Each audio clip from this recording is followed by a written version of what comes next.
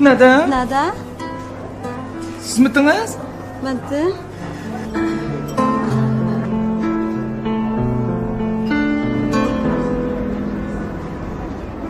Qarasam, taq turqimiz xil joyida ekan. Bo'ldi ekansiz. Mijozingiz demisam-mu? Bo'ldi. Keyin o'zim o'ngishib olaman. Nima? O'ngishib olaman? Ha, rost. Bir shartim bor. Mushunaqni o'tgandan keyin qolgan gaplarni keyin deyishimiz.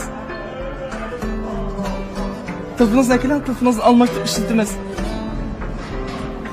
Yarim soatdan keyin masala chiqmasa, qolgan gaplarni deyishimiz.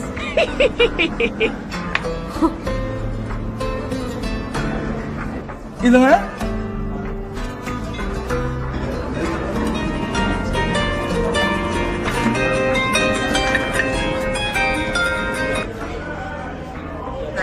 Ne yapalım? Ne? Avazında gayret çıkıyor. Nedense? Uygular. Vay, apa? Şimdi telefona Ha? da avaz gayret çıkıyor. Oy ya ya. Dostum kızma o. Ha bir oğul bala. Qarabırak arışasın cuma. Ensirmigina sen. Ma'qul a? Xo'sh.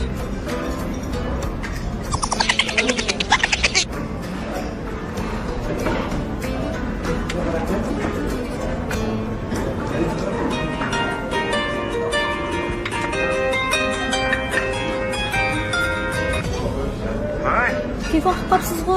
va? Ovozim tag'in chiqib ketdi-ku. Siz qaysi oli? Olim ekan. Keling meni. Adaş, Voy adash.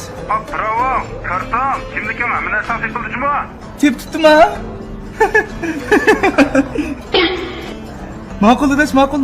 Ha, bekor telefon qiladashimsa. Ma'qul adash, xo'sh. Voy. Sizni asl ovozingiz mushtaqanda? Ha. Eslavozim shundaqda. Lekin bir kun kechdi qodi yetib qilib so'g'uq, tashvish, qo'rqinish hammasi birlashib ovozimni mushta chiqargan qilib qo'yapti.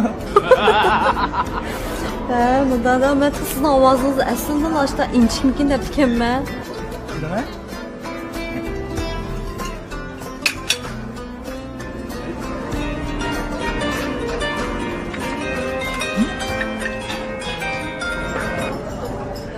Voy adash, yon telefon uribsan-ku.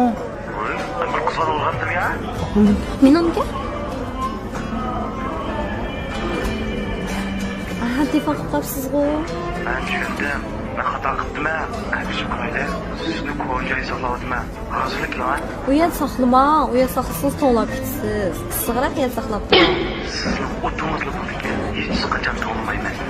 Jab turgansiz, harom. Voy, nega vaziyatda gapimiz tugmadi-ku? Ikkimizdan shimcha pishmaydi deb bilan.